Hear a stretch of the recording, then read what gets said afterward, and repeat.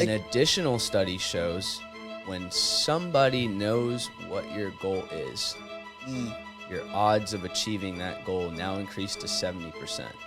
Because if you know that I want to run a 5K this year, everybody listening, if they're tuning into a podcast like this, it's probably someone that values being their word and doing the things they say they're going to do. So at the very least, I'm going to do it now, even if I don't want to, because I know you're going to ask me about it, and I don't want to let you down, and I don't want you to look at me as somebody that just talks and talks and talks and doesn't take action. All right, what is up, Passion Seekers? Again, we have another awesome video for y'all and another awesome guest. Let me just read this out for y'all. He helps driven people build unshakable discipline and systems to accomplish their goals.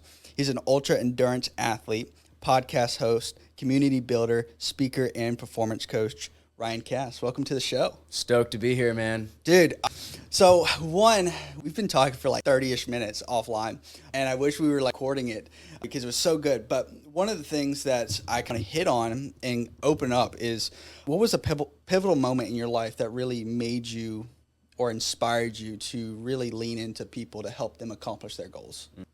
The genesis of pretty much everything that I do and everything that you just read off, why I do that, goes back to my childhood and a pivotal moment being a pivotal night, really. I grew up in a household with a systemic trend of alcoholism. And what I know about that now is that was one of the best things in life that happened for me, because things in life happen for us, not to us. I'm a big believer in that. And a normal night looked like my dad coming home late from the restaurants that he ran, very intoxicated after partying with coworkers, and that was a priority for him, unfortunately. And he would come home and chaotic scenes would ensue between him and my mom. And all I wanted to do was make sure that the house was stable, things were peaceful, him and my mom would end their conflict, and my sister didn't see what was going on. And I would show up to school late, lie to teachers, lie to people about what's going on. What you may see with some of the homes that you may be about to list, that the outside picture looks really awesome, and then you go inside, I'm not so sure about this house. We got some work to do. So pivotal night being that normal night where my dad was coming home late and drunk, and I knew something was just a little off about this particular night. And I'm sitting at the door of my room with my ear up against the wall. All right, something's going to happen, but I don't know what. And I hear this loud boom in my parents' room.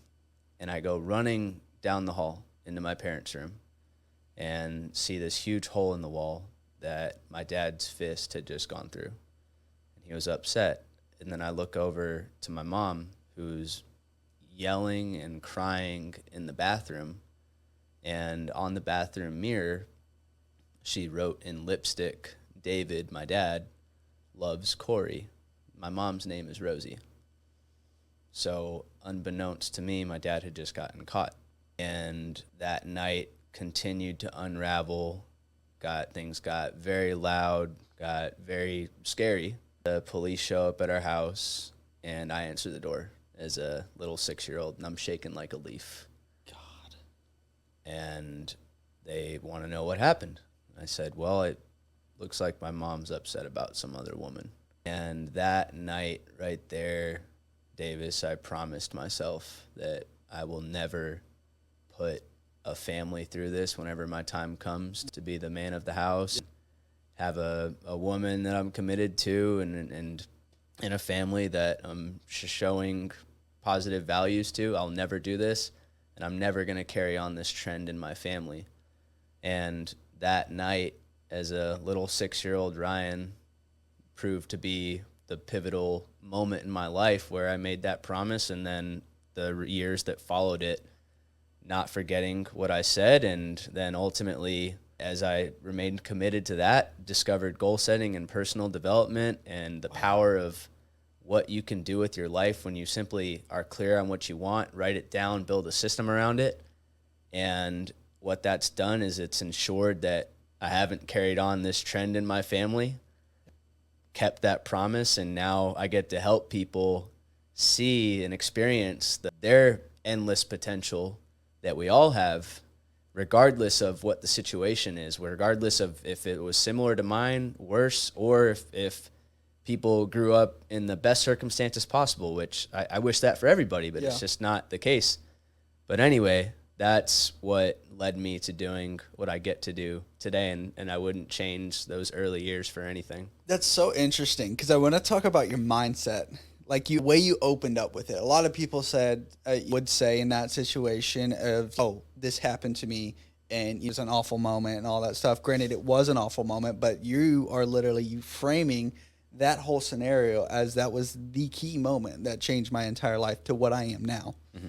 And I think it goes back to, we talked about Atomic Habits, we talked about Tony Robbins, and a lot of them have the same, James Clear has the same approach to life and a lot of different things, but it's like life doesn't happen to you, it happens for you. Mm-hmm. And I think it's seen so clearly in just that. And I think that's really cool, because to me, when we talk about goals, and we're going to lean into goals, because as an entrepreneur or as just an everyday person trying to be the best version, you have to have goals. You have to. But it's the whole concept of taking control of your life. And yes, life happens. Like, there's no work around it. But it's like, how do we frame it? Yeah. We look at it like, oh, I got in a car wreck and my life's going to shambles and all this stuff. Or you're trying to frame it in a different way. Why did you get in a car wreck? Yes, it's not ideal, but like, what can you use from that scenario to make you a better person? Yep. So I think that's really cool how you frame that. So that situation as a 6-year-old you, it showed you, what on the outside something can look really good, but on the inside, it's really, you related it to house shopping, which perfect analogy. I always tell a lot of my clients, house shopping is like dating. First, you're like, oh, man, that's really pretty. Then you want to get to know the house. You want to go inside the house. And sometimes you go inside, you're like, oh, God, let's run for the hills. But other times you get in it, you're like, oh, wow, this is something I could live with. So in that moment, learning the goal setting aspect of things, how does goal setting become such an important moment of your life? Going into my teen years, because I didn't instantly see it as a 6-year-old. Yeah. Oh, this is happening for me. You went from 6 to 25 real quick. Of course, I was upset and thought and lived plenty of days where I'm like, gosh, why is this continuing to go on? Why can't I have a life? Davis is not even knowing what's going on behind the doors of your house. And I remember thinking, we've got to do something different. We've got to flip the script on this and make sure we uphold this promise. So I remember in 2011, so this is my first semester at the Citadel. So I decided I'm going to go to a military college. You're so a knob. If you're local, you know what that is. I decided to go to a military college because I figured there's no way that I could come out of a place like that with worse habits than coming in with. You have to work harder to come out of this place worse off than you do better off. And I will second that. I know I have friends that went to Citadel, and some of them didn't even make it out of their knob year. So it is a tough school. But continue. It's not the easiest place. But in 2011, I'm thinking back to little Ryan and that promise, and how the heck are we going to do this? Mm-hmm. So we end up at the Citadel. But then secondly, I start doing a lot of homework. Why? We were talking about Tony Robbins before this, and we were talking about Russell Brunson and the more notable figures, whether it's Eric Thomas, David Goggins, Ed Milet. We could make a whole list of people that we love to talk about because we admire them so much.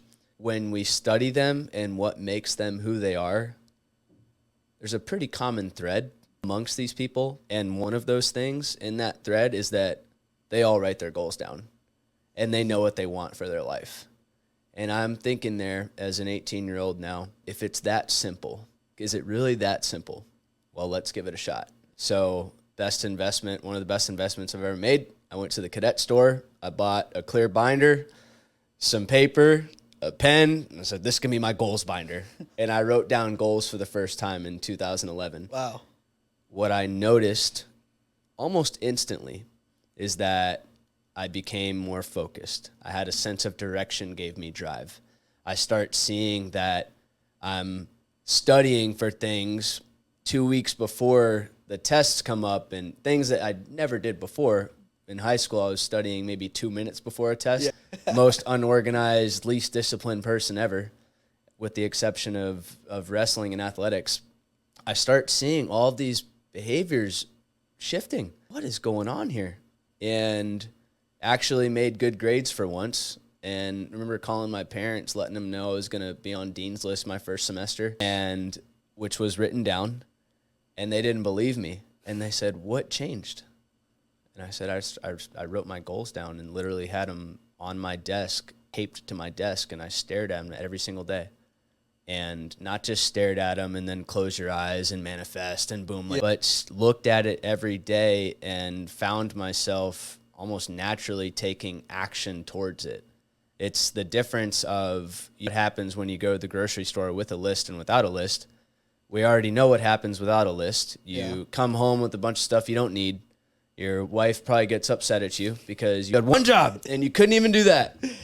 When you go with a list, even if you wrote it down and just put it in your pocket, it's almost as if you find yourself naturally navigating to the aisles that you need to go to that has the things you need, because you've programmed in your subconscious now, here's what we want, and now we're going to go take action and get it. And after discovering how powerful that was, I was hooked. What else can we write down? And why isn't everybody in this world doing this? Because this is how you can flip the narrative and flip the script on anything in life that may have happened in quotations to you, and see it as, oh no, like that actually, that night as a young kid created this moment right here where now I'm discovering the power of intention. And now I'm going to use that to teach thousands of people all over the world, and here we are. So I believe it's the most powerful and simple thing we can do. The two words that you use that I want to repeat is intention and focus, because I quickly learned that as well. So in college, I got big into journaling and just writing down, whether you want to call it a diary or whatever, prayer journal, whatever it is. I got writing that. And then this year, when I became, I'll label it as an entrepreneur or as a realtor, I didn't have a boss telling me what to do. I didn't have anyone telling me where to be, when to do, what my goals were, what my deadlines were, anything like that. I'm like, oh, that's on me. Now, I knew what I want my life to look like, but it wasn't until I sat down and I said, okay, what are some attainable goals? What are something that we'll probably talk about SMART goals, and we'll break out that. But, I was like, what are SMART goals? And then I wrote them down. So every single morning I have my prayer, my journal or whatever, and then I have my goals and then my gratitude. So those are the three things that I do every morning. And it wasn't until I started writing my goals down, I was focused on what my end goal was. So I like quarterly goals for me because it's quick, attainable, instant dopamine hit once you hit 3 months versus 5 years down the road. So I like quarterly, and I hit this quarterly, I get the dopamine, but I know what my vision is for what my future wants to be.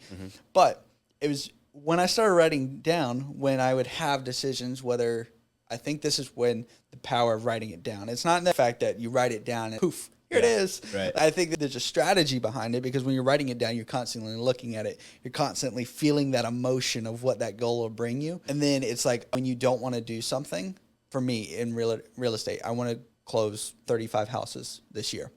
That's my goal. And so for me, when I'm sitting at home and I'm like, I really don't want to sit and make these phone calls or something. But then I'm like, but I want 35 closed houses. So it's like, well, I remember that from doing that this morning. So I think it's really cool because writing it down, it initiates that focus. Yep. And I think it's cool that how you related it to grocery shopping, because that's so true. Yep. And if you don't go to the grocery store hungry without a list, because you'll come back. I can't tell you how many times my wife was like, we only needed ham. Why are you have like 8 bags? I was hungry. Exactly. But it's that concept. If you don't know where you're going, you don't have that systems in place. You're just you're closing your eyes with a dart, hoping to hit the bullseye. Yep. Could you hit it? Yes. Are the odds in your favor? Absolutely not. But if you practice on it that morning and you hit the bullseye 5 times in a row, and then you're staring at the bullseye and then you hit it, you're just going to hit it. So like 18, you start writing it down, which one, huge advocate for. If you're not doing that, go ahead and do that. That's not it's not a magical trick. It's just going to poof, because there's a third word that you used, and it's action. Atomic Habits is all about this. If you haven't read Atomic Habits by James Clear, please go do it now. Yep. it changed my life in a lot of different ways. But it's goals without actions are just dreams. And dreams are great, but they're dreams. The reason I got into Passion Seekers, which we talked a little bit about, but the one thing that I didn't say is I never wanted to be laying on my deathbed saying, I wish I would have. So you talk about comparison and all that stuff. And I was like, well, I don't want to dream. Denzel Washington, I've quoted this almost every episode, I think. But Denzel Washington says the richest place in the world is the grave because that's where dreams go to die. Yep. And that's what made me think. I was like, well, I want to start a podcast. But then I play the what if game. And I was like, what if I'm on my deathbed and I never did anything? And I always live with the regret of what if it worked? Mm-hmm. So I think that's where the action comes in place. How did you take action? Once you wrote it down, what it looked like to take action, to build the systems? I'm going to piggyback on what you were saying first, just in another framework or way to look at it is you never want to meet the person you could have become. Ooh, that's good. I got that from Who Not How and Dan Sullivan, amazing book. But imagine, and I'm sharing this with the intent to encourage people that we can look at it as dreams go to die in the graveyard. But what if you put the thought in your mind for a second? What if you met who you had inside of you the whole time? Mm-hmm. Meaning, let's just say that you've lived a great life and you built this amazing real estate business. And this podcast was something that you had in the back of your mind the whole time. Yeah. And you get to the end of life and the big man's about to open the gates. And he says, all right, Davis, you're about to come in. But before I let you in, you lived a good life. You had your real estate business, but you also had this Passion Seekers podcast that millions of people tuned into every week. And it hit the top charts, and it transformed so many people's lives and enabled them to pursue their passions, and it led to all these different things. But you were too scared, and you allowed the voices on your shoulder and your mind to stop you. You can't undo it and say, oh, no, close the gates real quick, send me back. So I believe the worst thing, my greatest fear in life is going through it, and then you meet, and let's say you did some amazing things, but then you meet who you had inside of you. Wow. And so with that, and I segue that into more so what prompts me to take action is I think about that. If I don't take action on this certain thing, is it going to get me closer to the person that I could have become or not? No. Do I want to meet who I could have become, or do I want to become that person? I want to become that person. Even if it looks messy, there's no linear path. So how I started taking action and really building confidence. So a lot of people ask, how do you build confidence? How do you become so motivated to do these things? Wouldn't it be awesome if motivation was this thing that when we're getting dressed in the morning, we put on our clothes, we put on our shoes, we grab our keys, we grab our wallet. Oh, let me grab this motivation real quick and put it in my back pocket. Life would be amazing. Motivation and confidence follow action. So I remember looking at my goals list for the first time thinking, well, how the heck, going back to the very beginning, am I going to even make Dean's list? Because I was on no list 4 years prior to this. I was on the 0 list. Well, what would it look like if I go to study hall and go to tutoring because we have this available to us? I do that. Oh, I actually feel more confident in doing well on these exams. Oh, well, let's parlay that into what's another item on the goals list. We're going to read 3 books this semester. Never read a full book in my life. Spark Notes King before that. Let's read a chapter or 2. Oh, wow. So by proving yourself right, focus on, I say one thing I know about this thing is that less equals more. Yes. If someone's never been on this journey before, what's one thing that you would like to accomplish in 2025? Awesome. Write that down. What's one step that you can take today that's going to get you closer to that? Even if it's the most micro step possible. You want to lose, what's a common one? Someone wants to lose 5 pounds, or they want to run their first 5K. Let's go with that one. They want to run their first 5K. They've never ran before in their life. I can go and buy a pair of running shoes today. I'm one step closer. Okay, tomorrow I'm going to commit to run for 10 minutes. Even if I have to walk and jog in between, I'm going to move the body for 10 minutes and prove myself right that I can take an action step that aligns with the goal. Mm-hmm. Now maybe some of that motivation comes in. And then we're going to do it tomorrow and the next day. And I'm going to make sure at least one person knows what my goal is, because here's the thing. Here's my two favorite stats with goals and what can enable us to take more action. A study by Dr. Abigail Matthews showed that just by writing down your goals, you're 43% more likely to accomplish what you set out for, because you're baking it in your subconscious. And those odds are so good. An additional study shows when somebody knows what your goal is, your odds of achieving that goal now increase to 70%. Because if you know that I want to run a 5K this year, everybody listening, if they're tuning into a podcast like this, it's probably someone that values being their word and doing the things they say they're going to do. So at the very least, I'm going to do it now, even if I don't want to, because I know you're going to ask me about it, and I don't want to let you down, and I don't want you to look at me as somebody that just talks and talks and talks and doesn't take action. So those are my steps and advice, is break it down to one thing, and that's how I did it. Break it down to one thing, and now I'm filled with confidence and motivation to continue taking action, just because you keep showing up day in, day out, even when you don't want to, and make sure people know about it, and you will progress so much further than you could have ever imagined possible. God, that's so good, because I have two stories on that. But like, confidence and motivation is the we could say reward of keeping your word to yourself, or keeping your word. Yeah. Like if you tell yourself, I'm going to get up at 4 a.m. and you don't do it, I guarantee you that day is not going to feel as rewarding as if you did. Now, getting up at 4 a.m. is awful. Like, it's not going to be fun. But when you're sitting at 12 o'clock and you think back, like, all you did and all you've accomplished that day. So, like, that's my morning routine. I get up at 4:30. And because, one, that's the quietest time of the day for me. And I'm not a night owl. My wife calls me a grandpa. And I'm okay with that. But getting up early and getting on the road, headed to the gym, and not seeing a soul on the road makes me so happy. I'm like, oh, God, it's so beautiful. Quiet. It's so great. But the mornings where I have a later day at work, and I'm like, I'll sleep in a little bit.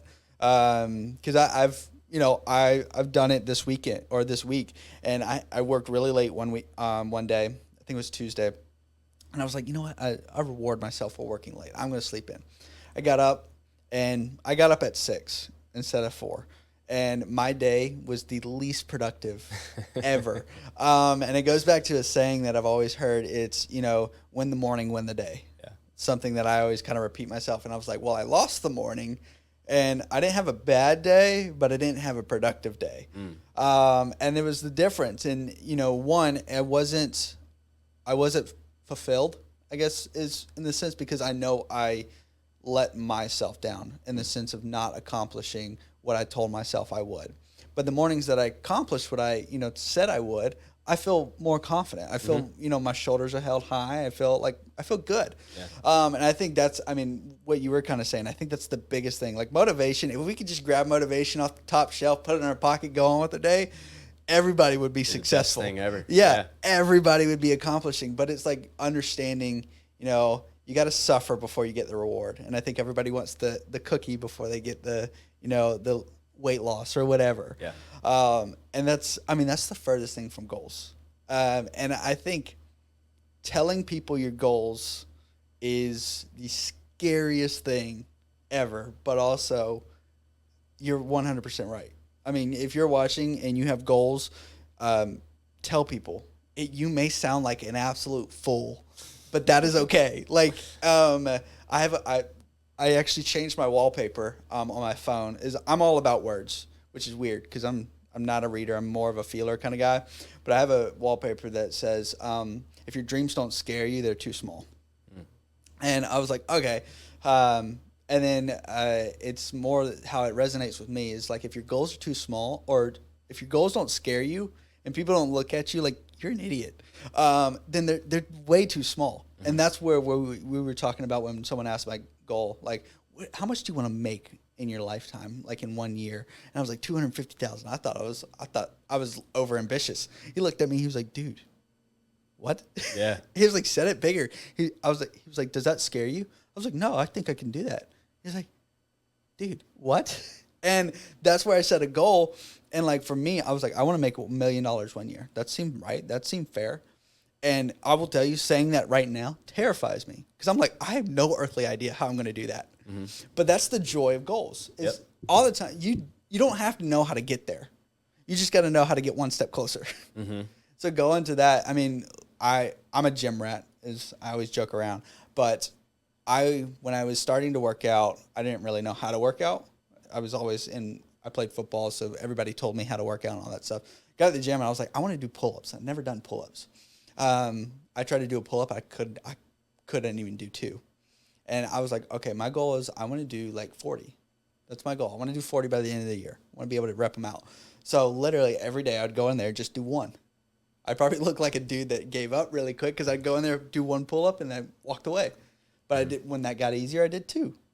But I accomplished that goal. Yeah. Because I did the easy task first and then made it a little bit harder and then capitalized off that. So Is that how you build your goals and your systems? Yeah. Wouldn't it be awesome as well if we could go from 0 to 100 and skip 1 through 99? Oh, be amazing. And it sometimes appears to be that way on social media or Instagram or TikTok that here's the key to get to your goals instantly and hack life, and you can make $1 million tomorrow if you just do this one thing, like that'd be great. We'd all be doing it. Oh yeah. But small becomes big. You want to win big, you got to win small first. You want to make a lot, then make a little bit and keep compounding and keep stacking bricks. You want to do 40 pull-ups unbroken? Well, you got to be able to do 1 first. Yeah. And then 1 becomes 2 and 2 becomes 3. So it's more of embracing this process of delayed gratification. Mm-hmm. And sometimes the things we do today, we're not going to see results tomorrow or the next day or the next day. You go to the gym right now, let's say you start focusing on a completely new mission. Maybe it's to do 200 push-ups unbroken.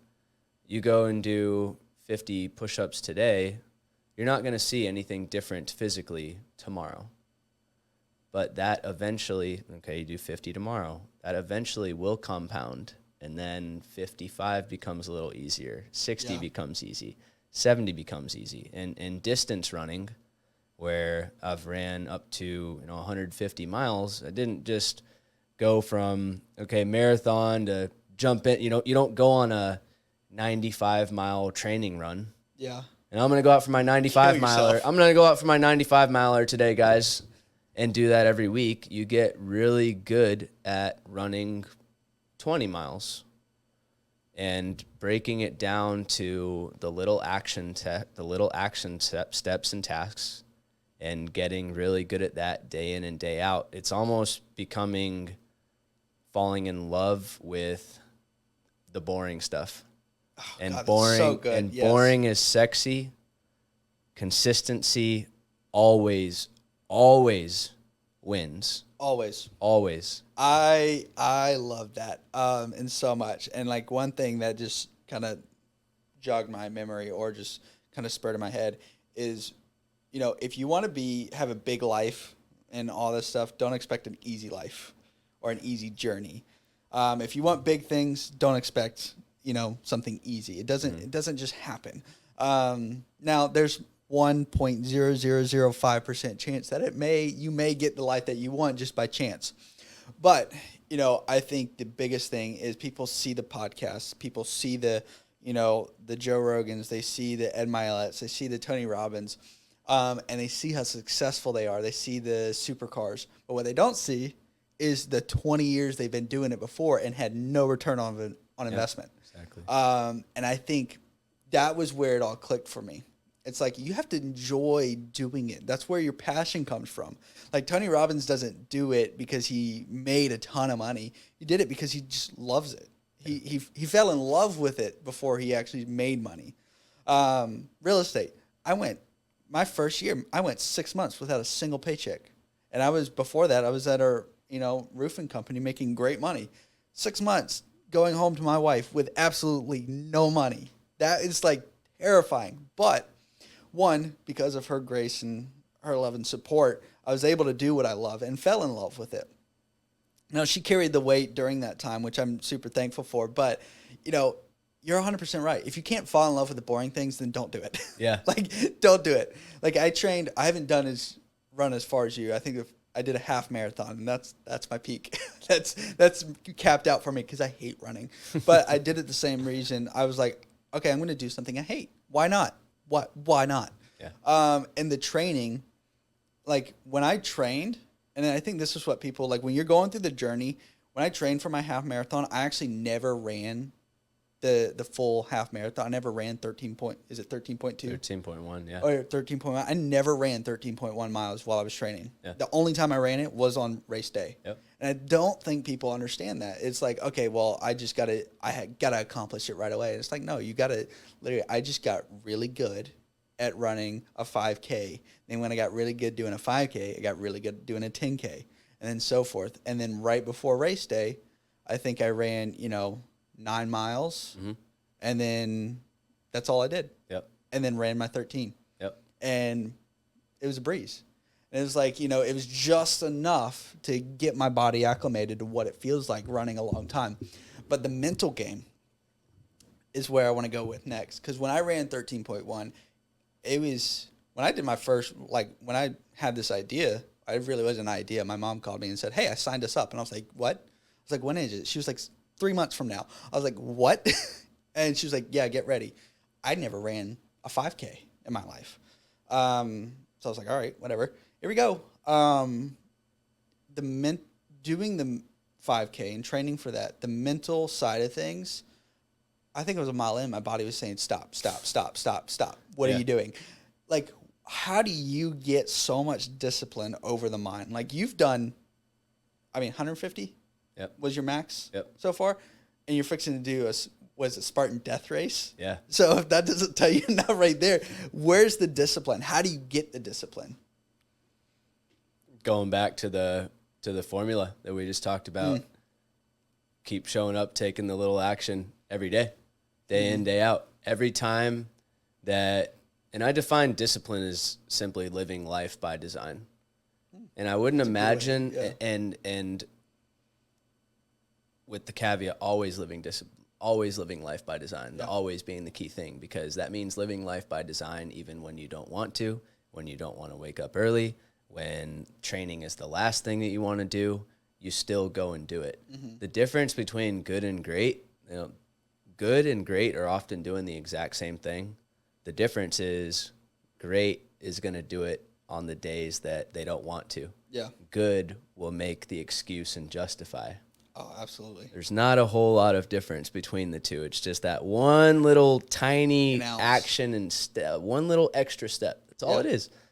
So when it comes to building discipline, it starts by, okay, well, what are we going after? Okay, now we build the system around that. So when it comes to these ultra distances that I choose to run, there's often times where running is the absolute last thing that I want to do. Yeah. And I've got 21 miles on the block for tomorrow.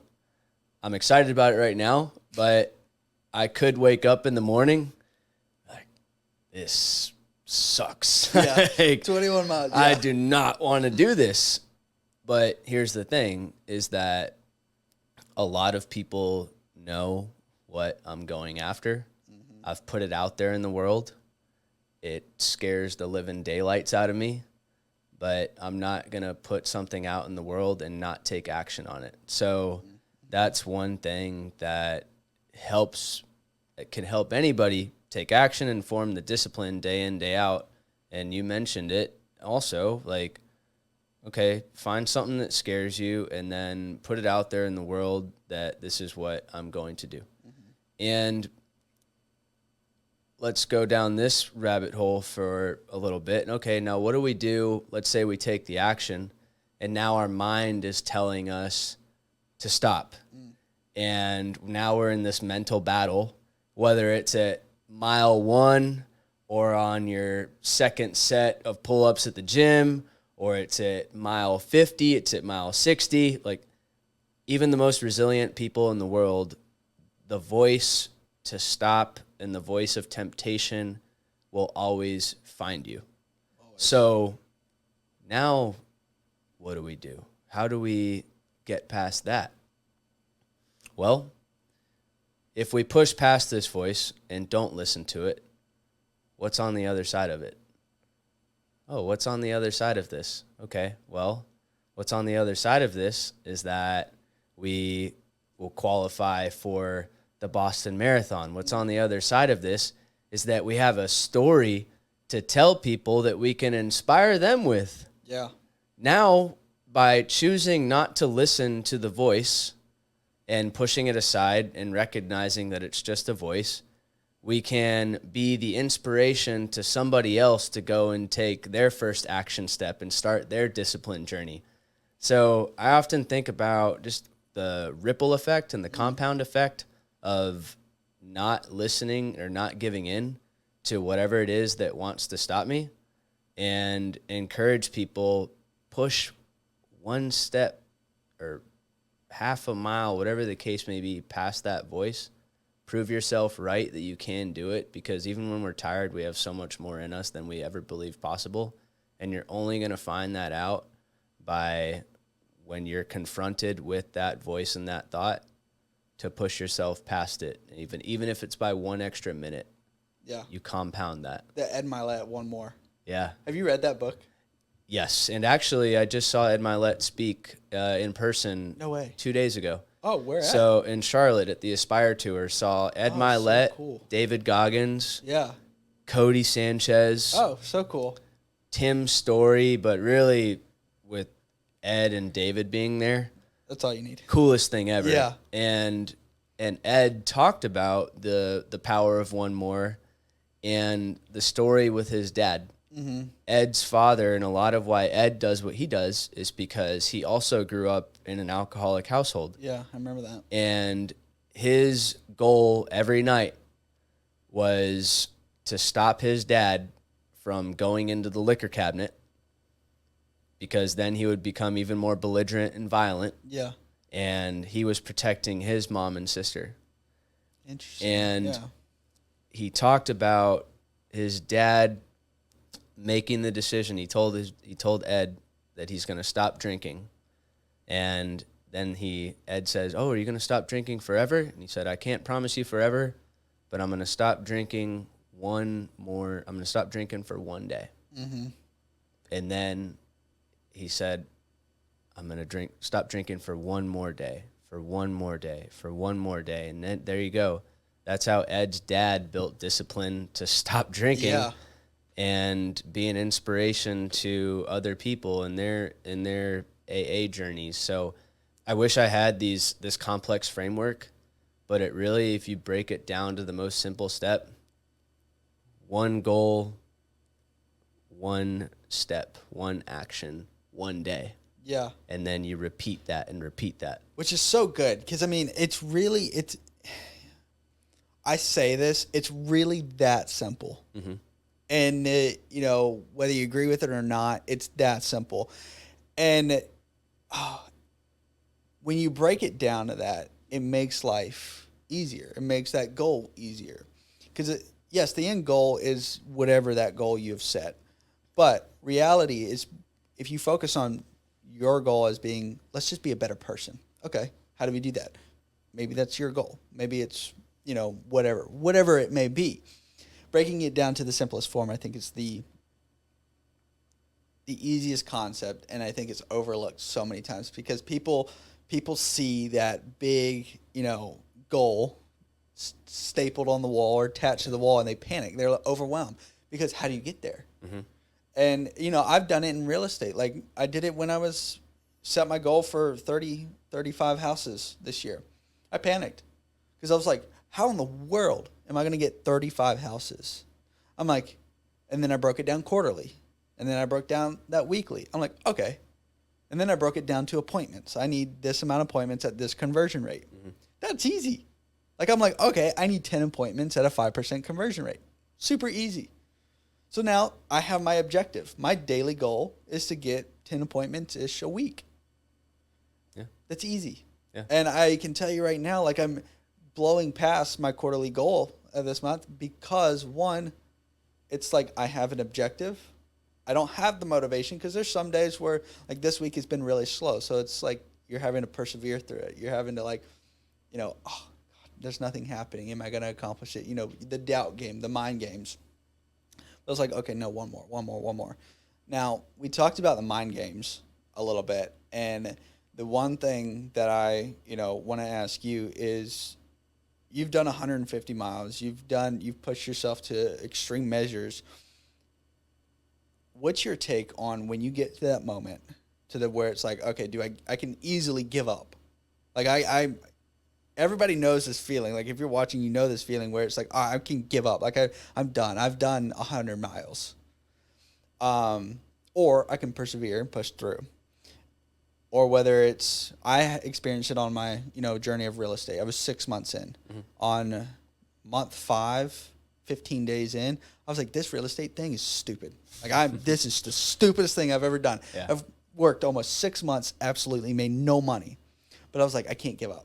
Mm-hmm. I promised my wife, I promised myself, can't give up. And every time I've gotten to that moment and I've persevered, I've experienced some type of reward. That's just feeling good about myself, whatever that is, something good happened in my life. So for me, that 6 months, I went without a paycheck. On month 6, I had 3 people call me and ask to, help them buy a house, and got them under contract within that week or so. And if I would have given up, I would have literally just lost everything. So kind of going back to you, how have you noticed persevering through that has helped you, and what benefits have you seen from it?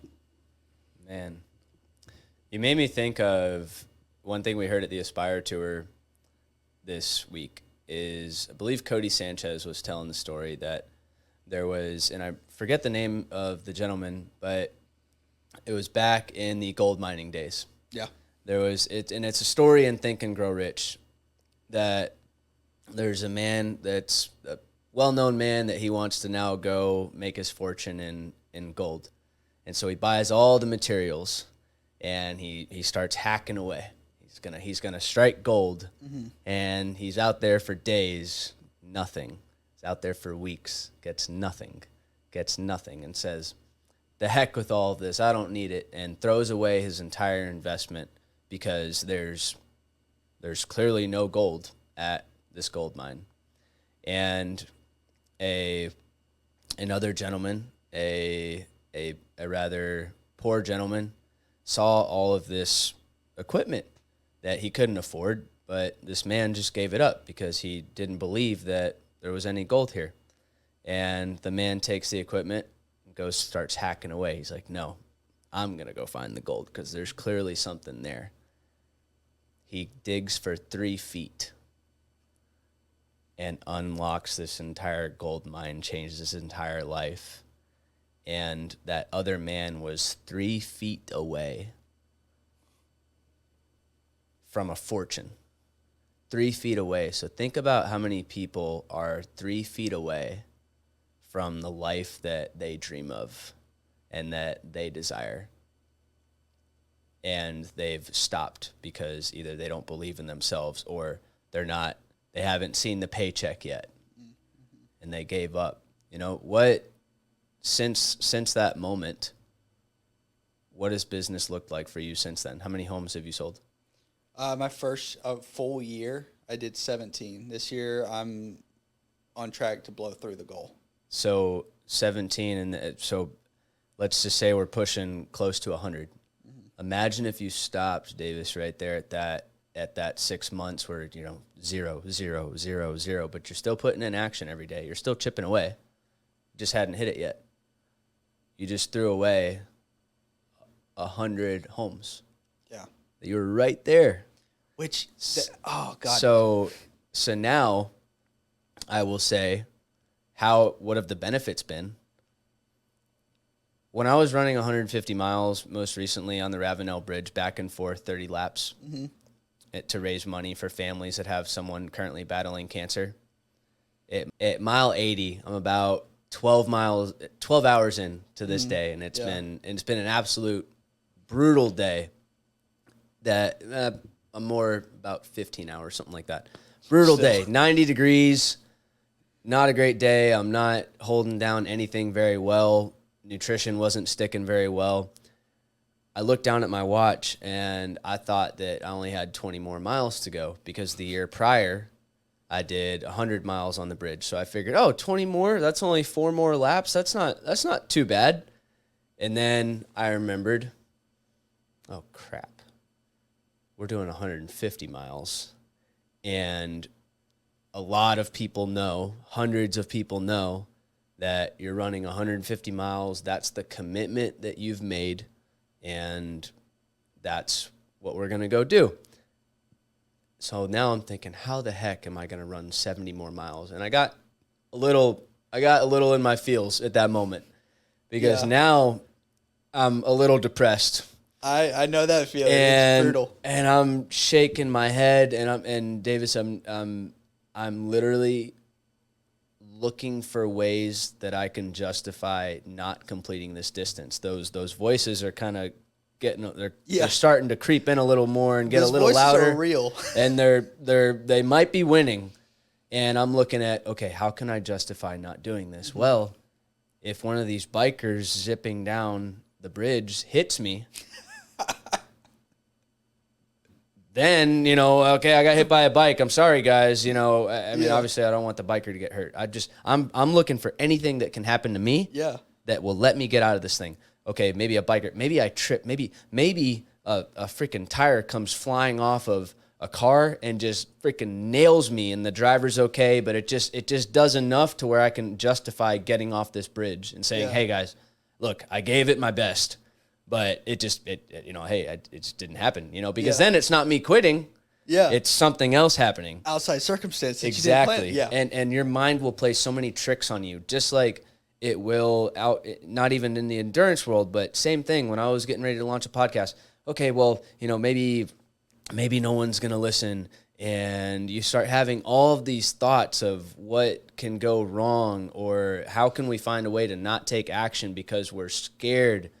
And what it's done for me, so obviously I finished the 70 miles and again went back to, okay, we've had a commitment. This is bigger than me. That's another thing that helps. Like, what's the real purpose behind why you're doing what you're doing? I'm not running 150 miles because it sounds cool. I'm running 150 miles to help people that are going through something way tougher than what I'm doing right now. Yeah. And to help families. And by pushing through that, it's helped so much because now in moments in my professional life where the going gets tough or there's a tough day at work or we've got to work against a difficult timeline or we've got issues with the team, I'm thinking, man, we can do anything. Yeah. If we can get through that, it can do anything. It's helped build so much belief in myself and to that, A, I'm capable, B, can help a lot of people. Mm-hmm. And I think about what story do we get to tell? Now I get to tell you the story. Yeah. And hopefully at least one person listening to this, like, wow, maybe I can push myself a little bit harder, just a little bit harder than I have before and prove myself right. So the benefit of pushing past it and doing these things has been tenfold in that it's built an amazing sense of self-belief. If you could do 40 pull-ups in a row, dude, what else can you crank out? Because getting to that, doing that took a lot from you. If you can make it going past, if you can make it going 6 months making nothing to now you're going to crush your 2025 and you got the feeling of what it's like to sell a home and you did 17 last year and this year, man, I'm excited to see when you hit 100 for the first time and then 150 homes and 250 homes and all of that's going to compound. I'm betting that it's going to compound so much faster than you can believe because the question you're asking me, you're living it out, man. Think about all the times that you don't want to make the phone calls and smile and dial and get in front of people and put yourself out there. So by making the choice to push past the voices or do the things that you don't want to do, all you're doing for yourself is proving yourself right, that you're capable. And yeah, if the distance was 250 or 350, great. I'm going to do it. I can do it. I don't Might have wanna throw up, it'll but- scare, it's scared. Does it scare me? Yes. But do I believe that I'm not capable of it? Hell no. Yeah, which I love that because I mean, and I say that a lot, but I mean, I think the key to any success is 1, find your passion, 2, consistency, and 3, don't give up, because we talked about it earlier, joking, like giving up is such a normal thing. It's literally not a national holiday, but nationally known as Quitter's Day. 10 days after Crazy.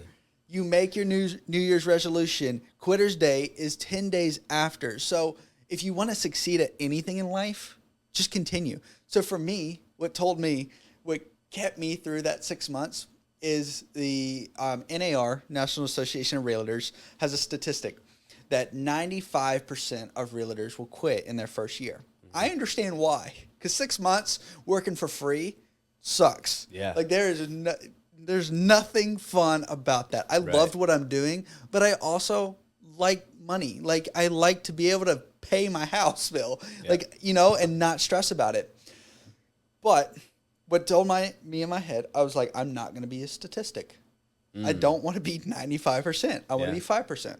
Like I want to be the 5% that makes it through their first year. So I kept on doing it, and I was like, okay, how do I be the top 1%? I was like, now I'm the top 5%. I've made it through my first year. How do I be the top 1%? Then 87% of realtors quit within their first 5 years. I said, okay, that doesn't get me to the 1%. I said, but what does is I just have to keep doing the same thing, keep showing up no matter how hard it is, no matter what. That's my why. I mean, and I think that's the difference. You've talked about it a lot is we said why. We never said like, oh, this is my motivation. This is this is why I'm doing it. Like when you were doing the bridge, you were like, the why was bigger than you. Like for me, the why is bigger than me. It's for my wife. It's for my kids that I don't have yet, but it's for a dream that I know is 100% attainable. No matter if I sound like a flaming moron saying it, like I know it is, because I mean, if you look at the Tony Robbins, if you look at the Ed Milet's, if you look at the Cody Sanchez, if you look at the Bob Iger, the CEO of Disney, if you look at those people, what do they have that no one else has? Nothing. They have the same amount of time that if you look at Elon Musk, like the richest man in the world right now, or in the U.S., I don't know if he's become over the world yet, but you look at him, he has the same amount of time as every single one, as me and you, as literally, he doesn't have a magic clock. Yep. And it's like, okay, what does he have differently than everyone else? Nothing. Right. The only thing that he does differently is he actually does what he says, and he follows through.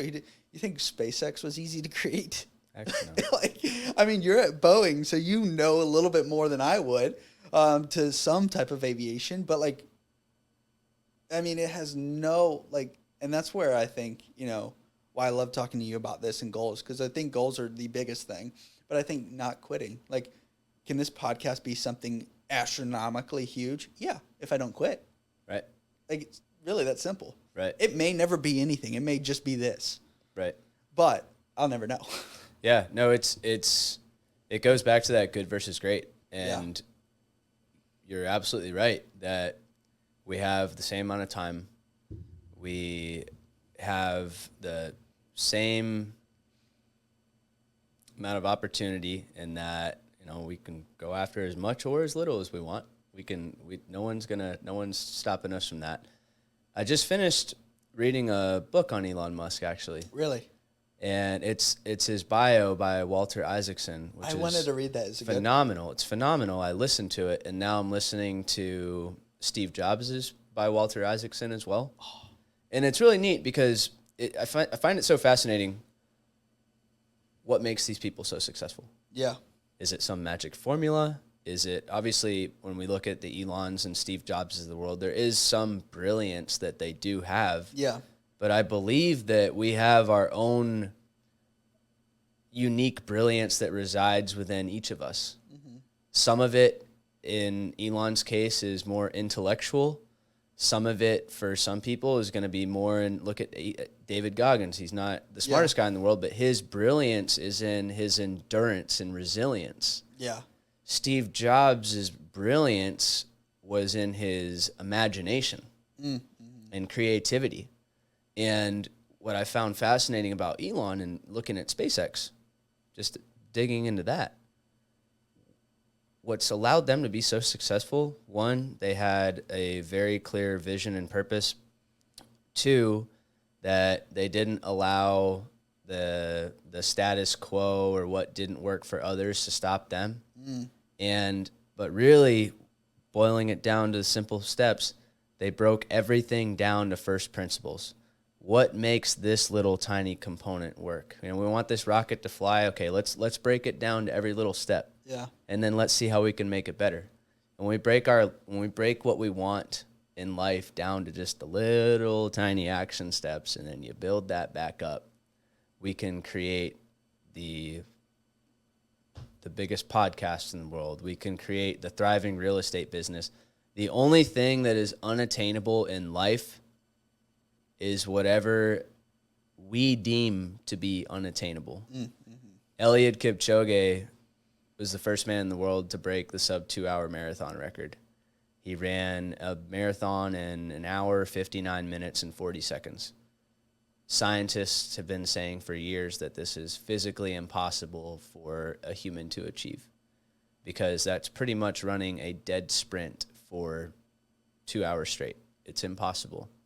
Eliud Kipchoge proved that to be wrong, and the tagline across the finish line said, "I believe no human is limited." When we simply remove the limitations that the false limitations that we often put in our minds, that, oh, this podcast can't be as big as Rich Roll's or Joe Rogan's or wherever you want to be. When we push past that, that's when we get to really explore the endless possibilities for our lives and really tap into our own unique brilliance. It's the freedom that it offers. There's a saying, and I don't know if I cultivated it, I probably heard it from somewhere, I don't know where it came from, but it says, don't let other people not living your life tell you what you can and can't do. So if you want to be a millionaire and you have someone that's not a millionaire telling you what you can and can't do, now there's discrepancy there. Be humble, hungry, and willing to learn and grow.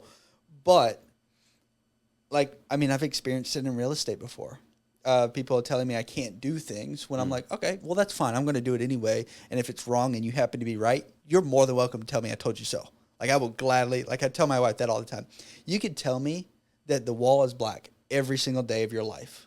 But if I don't go see it myself and experience it myself, then I won't believe it. Yeah. But if I go there and I waste time to go look at it and say, oh, yeah, well, you're right, the wall is black. And you can sit there and I will happily listen to, I told you so. But it goes back to that mindset. It's like, one, I want to experience it for myself, because it's not the destination that is the goal. It's the journey that really cultivates you and makes you into the human that you want to be. Yep. So I love that you mentioned that, in the sense of, I think there's too many people, and I'm reading a book right now. I forgot the title of it, or it's How to Speak to Anyone, How to Talk to Anyone. And it's really on learning how to be charismatic, how to, be confident in your conversations and how to carry conversations. Since my day-to-day life is all about talking and being able to present my way in a certain fashion, I felt like I needed to do that. But it was going back to the power of words. People really don't realize like how limiting people like. Without me explaining, I'll tell the story. So it's like, okay, you have a daughter. You walk in and she sings all the time, and she's a beautiful singer. She could be the next opera singer or whatever. Amazing. But you come home one day and you just had a really piss poor day of a day at work. And you got a splitting headache. You've been putting out fires all day long, and you kind of lose your cool there for a minute, and you just yell something like, shut up. Like, I don't want to hear that anymore. What you really told her is that she's not good enough. She's not a good singer. So now, therefore, she never sings in her life. Mm-hmm. And I don't think people intentionally try to put down other people, because it's that concept. You just had a bad day at work. You had a headache. Like, I've had headaches. Like, I've had a headache and my dog's sitting there whining and whimpering for an hour. And I'm like, dude, shut up. Like, I'm over it. Yeah. But I think we fall into that as human beings so much of like, oh, well, I was, told this as a kid. Because parents ultimately they don't want us to feel pain. They don't want us, so they try to kind of quiet our dreams. So then that way when we get into the real world, we're not as hurt when it doesn't happen. But it's like, no, I think the hurt is good. Whether you like it or not, it's good. Mm-hmm. Like, for me, going 6 months without a paycheck, that was painful. But it was good. Yep. Now, because I'm stronger for it, my wife is stronger for it. I know what it feels like to make nothing for 6 months, and I never want that again. Mm-hmm. So that's motivated me to a whole nother level. Yeah. So like looping that all back, I think people listen to the outside noise way too much, mm-hmm. because I think what's said on the outside also becomes what's in our brain.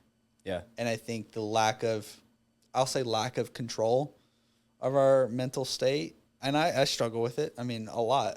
With this podcast, I'm like, oh, God, like, I don't want to do this. Like, it's not going anywhere. I'm not, it's a waste of time. And I think, switching that to like, okay, well, what if it's not? Right. As you mentioned, language is the creator of all things. Yeah. And that applies to both spoken word and our thoughts.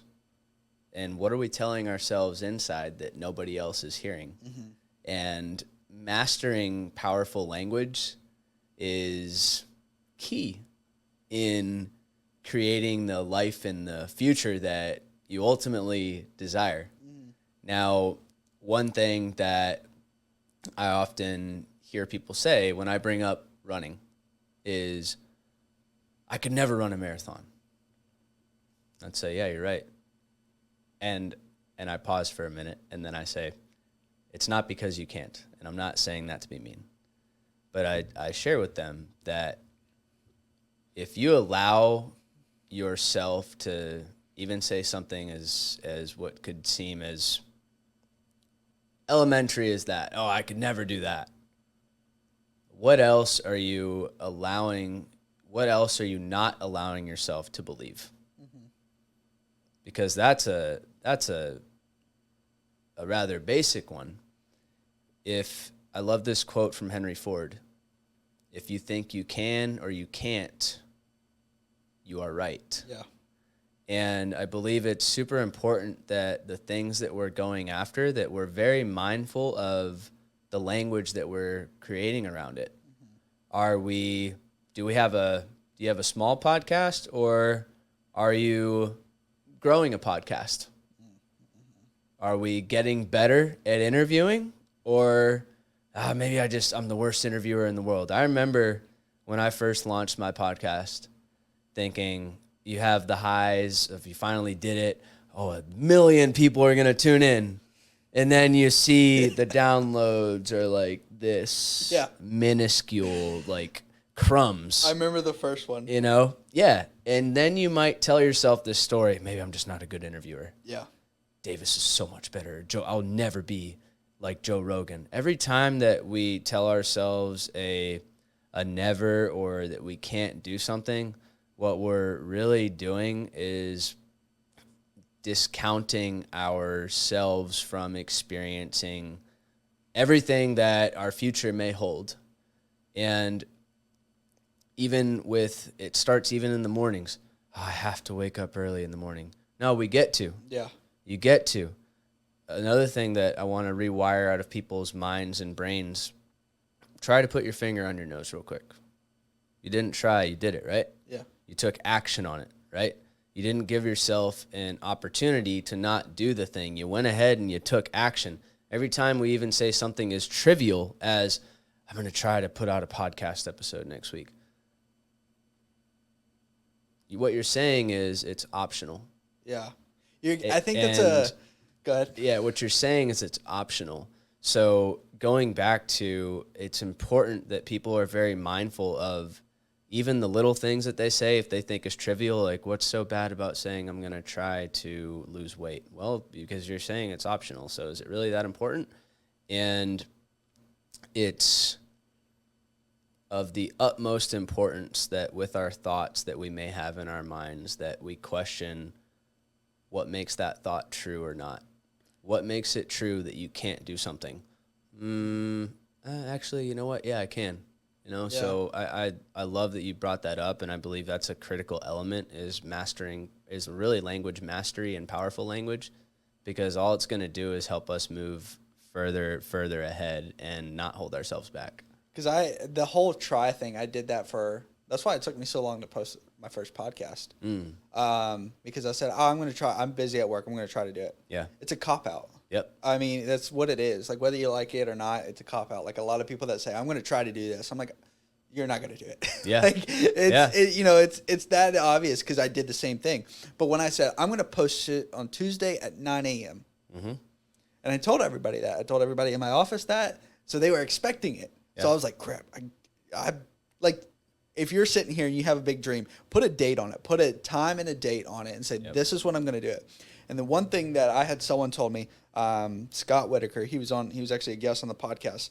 He was the one that really motivated me and kind of switched my focus on this, because we were talking and I said, I was so nervous. And like, I was like, I don't know how to reach out to people. I don't know how to do this. He was like, okay, do this. He was like, find a day, find a time. That's when you're going to post the podcast. Then find a day and time prior to that, and then that's when you're going to record the podcast. Yeah. I was like, well, I don't know how to edit. He was like, dude, go to Fiverr. He was like, post it raw. Like, it doesn't really matter. Just post it. Right. And he said, if you post it on that day, have something that you really want and go buy it. And I'm a sneakerhead. I love shoes. So these shoes I love those. Actually were the gift that I gave myself when I posted the podcast. He said, so have a goal, but reward yourself. So like I do that with my closings. Every closing that I get, I either get a new suit or a new pair of shoes, because I love suits. And there's this one brand that I love, State and Liberty. They're downtown. I'm obsessed with them because they fit. Yeah. Like I have big legs, I have big shoulders, and like it fits. I can bend in it, feel like I'm not gonna rip it. So that's my goal. So like now I'm more motivated, and I'm not allowed to. And the trick is I'm not allowed to get any of those things unless I have a closing. Beautiful. You must have a big closet by now. My wife's trying to kick me out. The problem is I like clothes and my wife likes clothes. My wife likes shoes. I like shoes. It's a problem. We need a room is basically what we need. But, that's like one of the things that really helped me, because it's like, okay, well, yeah, I'm posting it. Why am I posting it? Well, obviously I want to make a podcast, but I wanted these shoes. I saw these shoes posted and I told my wife I was going to buy them, and she was like, no, you can't. I was like, what do you mean I can't? It's my money. Like, all this stuff. She was like, say that again. I was like, okay. And I posted it and I got the shoes. Yeah. So it's like, I think that's, really it's playing a game with yourself in reality. Yeah. And it's understanding you as an individual. So maybe you're not like you don't like clothes or whatever, but maybe it's something you want to go on a trip, go on a mini vacation on a weekend. And I think that was like really pivotal for me to understand. And it was like putting that time stamp on it was that was like terrifying. Because like I told everybody about it. I'm like, oh crap. Better execute. Yeah. I'm like, I'm going to look like a coward if I don't. Right. And it's putting yourself in those situations. And that's why I tell people, like, have goals that scare you. Yep. But the trick is to have goals that scare you and then verbalize it. Yep. Yeah, so I mean, it's really cool. So one thing that we've talked a lot about goals, and we talked a lot about mindset, and also the words that we use, which I love. I'm going to get my notes for this one because as we're winding down, I wanted to wrap up because there was a question that I wanted to ask for the guest. What advice would you give to a listener who are passionate about pursuing their dreams but are kind of scared and are facing difficult obstacles? Mm. The first thing is let's find out what are we scared about. Let's lean into that a little bit. Are we scared of something that really is just a little voice in your head and we've got to rewire that? Or are we scared because there could be an actual like negative physical impact on the other side or something that's going to be a detriment to our health or something more tangible? Yeah. So let's first break that down. And because one thing I've found from experience, both personally and working with a lot of people, a lot of fear is often driven by a false narrative that we've built up in our minds. Yeah. I was scared to death to publish the pod for the first time and put it out there and wonder, okay, now how do we get the right audio equipment? All of the things, probably the same exact things that you thought of. Here's one thing that I've come to learn, and it's more of a reassuring thing. The same people that we often look up to and admire, whether it's, we keep talking about podcasts, but whether it's Ed Milet, David Goggins, whoever the case may be. After having spoken to a lot of these caliber people on my podcast and digging into that with them as well, yeah, they're asking themselves the same questions. It's human to feel scared and nervous, and even the best and brightest people in the world have that emotion. So I wish that comes across as reassurance to people that, hey, it's normal to have a feeling, and good. Now, oh, wait, the best and brightest in the world also feel the same way? And they're also asking themselves, probably just as often as we are, how the heck are we going to do this? The difference maker is they'll allow themselves to have the feeling, and then they go take the action. So, okay, what are we scared about? Okay, now push that over. What's one thing we can do? Even if it's just, how can we dip our toes in the water? What is that thing? What does that one little thing look like? Can we do that? Yes or no? Okay, I would hope it's yes, because hopefully the thing that we're scared of, what's on the other side of that? What's the real why for that thing?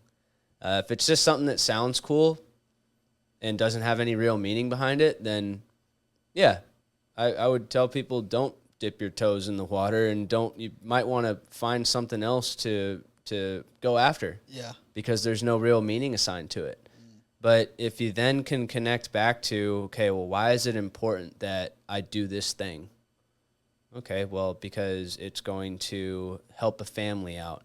It's going to break a generational curse in my family. It's going to help somebody not make a really dumb decision, whatever the case may be.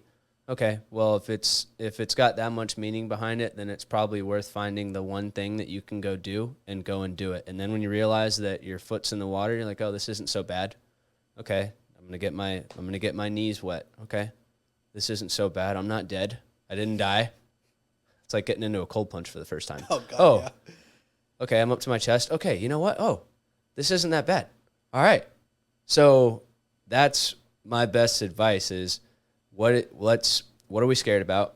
Recognize that it's totally normal to have that feeling, and you're not different than anybody else for having it. Mm-hmm. The best and greatest people have the same thing. And then, okay, what does it really mean to do this thing?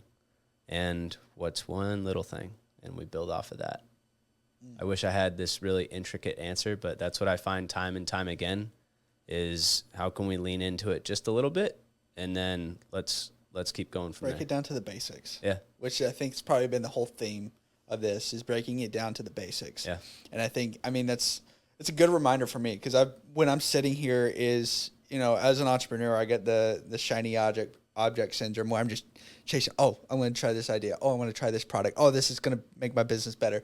But it's like, okay, let's take what my goal is. Let's break it down and just break it down to the simplest thing. Our company, we have a saying, and it's like the system works. Like, if it works, don't fix it.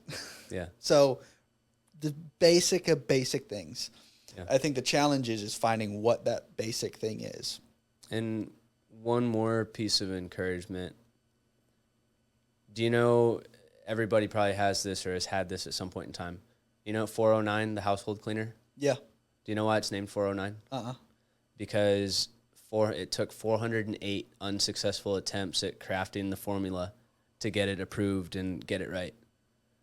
So that's why 409 is 409, why it's named 409. So think about this as well, people, is it's okay to not get it right the first time, the second time, the third time, the fifth time, the 6 months. It's totally keep going after it, man. Go back and watch this first, like my first ever episode. And that's one thing I want to hit on. And we're rolling through, which I love it. But ending on this, we've talked a lot about comparison, which comparison's so easy in a day filled with social media because people will only post things on social media that they want you to see. Yeah. You know, that's the beauty of it, and that's the curse of it. The trick is, in the book that I'm reading, it said we need to get better at learning to compare ourselves with ourselves rather than compare ourselves with the Joe Rogan, compare ourselves with the David Goggins. You're not going to be that. Yep. Like, you're not. David Goggins is going to be David Goggins. You are going to be you. Figure out how you can compare you to you. So that's what I've tried to discipline myself a little bit more and do. So I go back and watch my first episode. It is awful. It is absolutely awful. But I learned, okay, well, I'm doing a lot better now. Yeah. My quality is a lot better. My sound system is a lot better because I went back and listened to it. Yeah. Now, I have a long way to go because I have no idea how to edit videos, how to do any of this stuff. I'm still learning it out, but that's the beauty of it. And that's the beauty of the journey is because when I'm 10 years down the road still doing this, I can go back and watch my first one and I will probably cringe. Yeah. I will probably it's going to be awful. Yep. But it's the beauty of knowing that I'm not trying to be the next Joe Rogan. Yeah. Because I can't. Joe Rogan can do Joe Rogan. I'm going to do me. Davis is going to do me. That's how I want to do it. So I think that's one thing that I've noticed in our conversation that I think is really good. It's just learning that. But Ryan, it has been absolutely fantastic. I've had so much fun. We've been rolling on this. But before we leave, where can I send everybody to kind of follow you, kind of keep up with you, and if they want to know more about you, where can they go? Few places, and before that, thank you so much. Absolutely, man. This has been a blast. Yeah, and I really appreciate what you're doing. Thanks, man. And how you've shown up for this, and how you show up for others. And I'm excited for where this goes for you. Yeah, man. Just don't stop. People can go. You can go to ryancast.com. You'll see some cool stuff on there. They could go to Unshakable, shake as in milkshake, unshakablediscipline.com. That is my mastermind community that I'm building out, and we've got really cool stuff going on there. They can also tune in to the Win Today podcast, which comes out every Monday. And check them out. I love LinkedIn, Ryan Cass, and dabble with Instagram, but I'm not that cool on there. But Ryan A. Cass on there. I'm trying to get better at that. I'm just bad at I love LinkedIn and podcasts. That's my bread and butter. Well, what I'll do is I'm going to add the links down below in the description. So if you want to learn more about Ryan and everything, you get to know him. If you're local, want to be part of the mastermind, can non-locals be a part of the mastermind as well? Yeah, we've got people from 8 different states. Sweet. So anyone and everywhere can join the mastermind. But Ryan, it's been a pleasure. It's been a lot of fun. Yeah. But we'll catch you on the next one. Bye. Sweet. Fun stuff, man. Great job. Awesome.